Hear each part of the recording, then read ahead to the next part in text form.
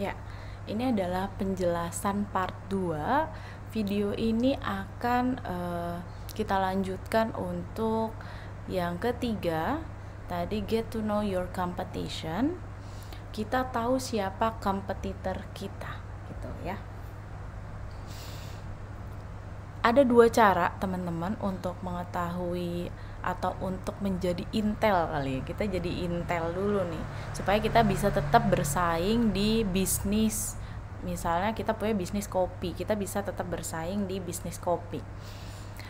Di jalanan kalau kita lihat ya, di jalan raya, contohnya misalnya di Pamulang aja deh. Saya kalau sepanjang jalan ngeliatin kanan kiri itu hampir 10 kali lewat toko kopi di pinggir jalan. Tuh. Gimana nih caranya supaya bisnis kita tetap hidup, tetap bisa bersaing dan punya positioning? Gitu. Gimana caranya kita melihat kesuksesan dia tuh di sosial medianya, kenapa sih banyak followersnya misalnya, kok kita enggak? Ada dua teknik. Yang pertama, conduct a competitive analysis. Yang kedua, use social media listening. Jadi part pertama nih yang harus kalian lakukan, kalian browsing aja dulu di Google misalnya kopi di Pamulang contohnya gitu ya. Nanti semuanya muncul tuh brand-brand kopi yang ada di sekitaran atau di wilayah Pamulang. Terus kita find out gitu ya, apa sih yang kira-kira mirip sama brandnya kita, apa sih dia tuh keunggulannya apa. Kita analisis pakai analisis SWOT. Kalau misalnya kalian tadi ketika search gitu ya dapat 10 list, misalnya 10 list dari toko kopi yang mirip dengan brandnya kalian pilih fokusin 5 aja atau 3 sampai 5 brand yang memang yaitu adalah level kalian untuk kompetisi sama si brand kopinya tersebut. Ketika udah pilih, kalian fokus ke 3 sampai 5 brand itu, kalian analisis pakai tabel analisis SWOT. Ya, pertama kalian pastinya harus punya dulu analisis SWOT tentang brand kopi kalian. Setelah itu kalian analisis si brand-brand kopi yang lain juga pakai analisis SWOT. Setelah udah dianalisis nih, kita masuk ke teknik kedua, use social media listening. Nah, apa aja sih yang harus diketahui di social media listening ini? Yang pertama yang harus dijawab adalah what social networks are they on. Jadi dia tuh ada di platform mana aja sih? Ya, ada di mungkin Instagram ada, TikTok ada, Twitter ada. Nah, kamu analisis tuh, kamu catat. Oh, dia ada di sini, di sini, di sini gitu. Terus yang kedua, how large is their following and how fast is it growing? Jadi perkembangan si platformnya ini kayak gimana? Oh, dia dari bulan pertama followersnya cuma 10.000, tiba-tiba bulan berikutnya followersnya 100.000. Wah, ngapain aja? Ya kan? Seaktif apa? Yang ketiga, who are their top followers? Jadi siapa aja sih followersnya? Apakah anak mudanya juga yang seperti apa ya? Itu nanti bisa dianalisis. How often do they post? Jadi berapa kali nih seminggu dia ngepost? Atau berapa kali sehari dia ngepost di sosial medianya? Selanjutnya, what is their engagement rate? Ini juga bisa diukur engagement rate pakai aplikasi ya teman-teman ya, engagement rate. Lalu selanjutnya, what is their social share of voice? Jadi dia tuh mengkampanyekan apa sih? Lihat deh, dia tuh ngomongin apa aja sih di dalam postingannya atau di dalam feed sosial medianya. Selanjutnya, what hashtag do they use most often? Jadi hashtag yang paling sering mereka pakai tuh apa? Lalu how many hashtags do they use? Jadi berapa hashtag yang dipakai? Kalau hashtag teman-teman, jadi ada beberapa yang saya lihat ya. Hashtag itu bukan berarti harus 10-20 ya. Tapi hashtag itu buatlah sedikit tapi gampang diingat sama orang lain. Gitu. Kalau kalian bikin 10 atau 20 hashtag cuma nggak jelas kan poinnya apa, itu malah nanti kemana-mana gitu. Jadi lebih baik beberapa aja, fokus, konsisten, dan gampang diinget orang gitu. Jadi biasanya pakai hashtag juga ada strateginya ya. Selanjutnya di sini ada contoh. Jadi contoh analisis dari suatu aplikasi ya teman-teman. Ini ada 3 jenis brand kopi. Yang pertama ada Coffee Cabin, lalu Java House, sama Impresso Espresso. Nah, kita bisa lihat bahwa yang paling tinggi engagement rate-nya itu adalah si Coffee Cabin. Coffee Cabin ini ngapain aja sih? Coba kita analisis. Dia itu misalnya postingannya isinya apa, terus banyak komennya tuh kenapa, ya kan? Jadi kita bisa bedah di situ ya, supaya brand kita nggak kalah gitu. Kita bisa belajar dari menganalisis kompetitor kita. Baik, selanjutnya ini langsung aja kita ke nomor 4, lanjutan dari tadi ya, lanjutan dari yang lanjutan dari yang kompetitor tadi, kita punya social media audit. Nah, ini adalah tabel teman-teman yang bisa kalian gunakan dari mulai company, dari perusahaan kita, consumer, sampai kompetitor. Who-nya itu ada 3 yang bisa dipecah, ya kan? Tadi kita udah analisis nih kompetitornya, kita masukin ke tabel supaya kita tahu apa kekurangan kita, apa yang bisa kita lakukan, apa yang harus kita perbaiki. Di sini where-nya itu adalah platformnya, ya. Terus what-nya itu adalah isi dari kontennya apa. Lalu when itu berapa kali? Tadi kan di pertanyaan itu ada ya, berapa kali sih mereka posting. Lalu ada why. Di sini why itu adalah purpose atau performance-nya gimana. Selanjutnya ada opportunity atau challenge ya. Opportunity itu kayak peluangnya, terus kita harus apa gitu. Di brand kita contohnya kita pakai Twitter dan Flickr. Nah, di Twitter ini kita sharing link yang kita post dari website.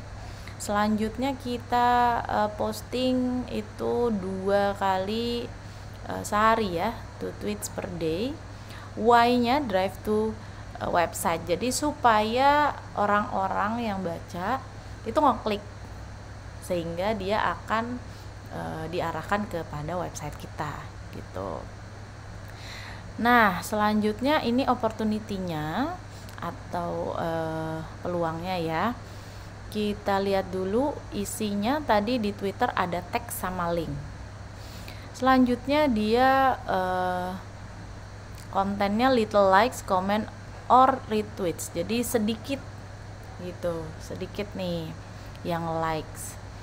Selanjutnya why-nya di situ few visit sama few unique visitors. Jadi sedikit banget yang mengunjungi web kita, ya kan? Di sini few visits, no unique visitors, some conversation. Jadi nggak ada pembicaraan nih teman-teman kalau kita cuma nge-tweet berita yang ada di website. Dan yang ngeklik juga sedikit, nggak ada unique visitors juga, nggak diomongin ya, nggak ada pembicaraan. Lalu ada social media flickers di sini untuk foto, teks, sama link. Nah, selanjutnya sharing foto from website with link, sama ya, sharing foto dari website terus kita share ke Flickr, diklik nggak sama orang gitu. Ini 5 post per week, jadi 5 post per minggu. Drive to website, sama kita juga menginginkan orang itu untuk melihat atau mengunjungi website kita. Dan hasilnya no visits, no unique visitors. Jadi benar-benar nggak ada yang visit, yang mengunjungi. Selanjutnya ini yang di consumer. Consumer itu pakai Twitter sama Instagram. Jadi ternyata consumernya pakai Twitter dan Instagram, sehingga nggak match ya kalau kita pakai Twitter sama Flickr. Pantesan di Flickrnya nggak ada yang dateng, konsumer kita nggak ada yang pakai Flickr. Nah ini bisa dievaluasi gitu ya teman-teman. Selanjutnya di Twitter ada comment sama question.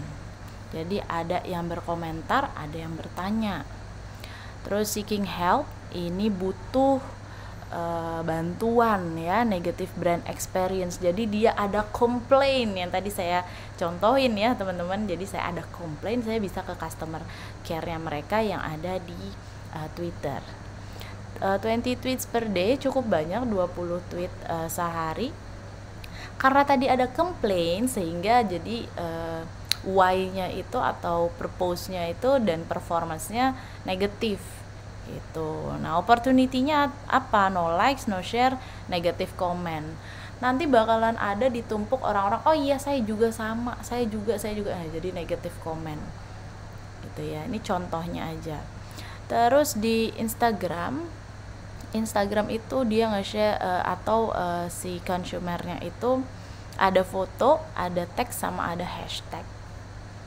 Terus sharing photos, jadi ada positive brand experience. Jadi ada yang nge-share atau nge-post, wah kita seneng nih pakai brand ini, lucu atau unik, atau kita senang dengan pelayanannya, itu juga bisa di-share ya. 10 post per day. Nah ini ada praise. Praise itu adalah pujian gitu. Jadi dapat pujian ya dari followers. Ada positive comment, ada no brand presence atau opportunity. Jadi terdapat atau muncullah positif komen. Untuk yang tadi komplain itu sebenarnya bisa diatasi ya teman-teman. Dengan cara apa? Dengan cara kita itu memperbaiki atau kita itu melayani sebaik mungkin sehingga yang tadinya negatif dilayani dengan baik, kita jadi berubah gitu. Perubahan perilaku nih ya, perubahan perilaku konsumen. Terus selanjutnya ada kompetitor. Di sini kompetitornya pakai Twitter sama Instagram. Ini hasil dari analisis yang kompetitor tadi. Jadi ada foto, ada video di Twitternya ya, ada links, ada hashtag. Sharing photos ada yang likes, ada yang komen, terus ada yang retweet juga. Nah, selanjutnya 5 tweets per hour, jadi 5 tweet per jam. Drive to website, jadi ada yang kemudian ngeklik ya di kompetitor kita nih. Wah, keren juga dia. Jadi ada yang mengunjungi dan dia punya unique visitors. Dia dibicarakan. Kalau punya unique visitors biasanya ada pembicaraan gitu. Lots of positive comments. Jadi banyak yang berkomentar positif. Di sini ada Instagram. Untuk yang kedua ada fotos, teks dan hashtags. Untuk sharing fotonya dia high likes, jadi banyak banget yang like. 15 post per day, jadi cukup banyak ya kalau menurut saya. Mungkin postingannya nggak cuma di feeds ya teman-teman, tapi juga mungkin ada di story, karena kalau di feeds 15 foto atau 15 post per day itu too much gitu, terlalu banyak. Terus engagement ada di views, faves sama comments. Jadi dia cukup dapat mengambil hati si followers sehingga followers tuh mau komen gitu. Jadi ada interaksi. Lots of positive engagement. Jadi opportunity-nya banyak banget yang komentar-komentarnya itu memberikan komentarnya itu positif. Nah, ini do social media audit. Fungsinya apa sih? Fungsinya yaitu tadi ya. Jadi kita bisa tahu di mana positioning kita. Kita udah baik atau belum? Kita harus seperti apa? Kita harus memperbaiki di bagian mana? Ini fungsi dari social media audit. Terus teman-teman coba dilihat foto yang ini ya. Nah, ini. Gimana sih nunjuknya? Nah, oke. Foto yang ini, kalau misalnya kalian lihat dia kayak ada buka mukanya, itu maksudnya adalah ketika kita mengaudit, carilah juga akun-akun yang menyamar atau impostor account disebutnya itu ya, penipu, akun-akun penipu yang mengatasnamakan brand kita sehingga kita jadi merugi atau citra kita di mata masyarakat jadi jelek karena si impostor ini. Jadi kalau misalnya kalian dapat impostor account, kalian langsung report aja gitu, supaya akunnya di-ban. Makanya Instagram itu, atau semua sosial media sih ya, semua sosial media atau platform sosial media punya verified account untuk memang influencer yang sudah banyak memiliki followers. Itu fungsinya ya, verified account, untuk menghindari si impostor account ini. Baik teman-teman, itu adalah video part 2. Mungkin kita akan lanjutkan lagi di video part 3.